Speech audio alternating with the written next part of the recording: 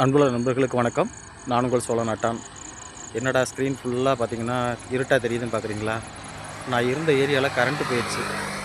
நான் மட்டும்தான் தனியாக நிற்கிறேன். எங்கோ தூரத்தில் வண்டிகள்லாம் வந்துட்டு போகுது. இது ஒரு ரோடு தான், மெயின் ரோடு. இந்த வண்டிகள் வர்ற அழகு பாருங்கள், எவ்வளோ அழகாக இருக்குது பாருங்கள். இந்த லைட்டு, இருட்டுக்குள்ளே இருக்கக்கூடிய அந்த லைட்டுங்க எவ்வளோ அழகாக இருக்குது பாருங்கள். சுற்றிலும் இருட்டு, அப்படியே அந்த ஒளி மட்டும்தான்.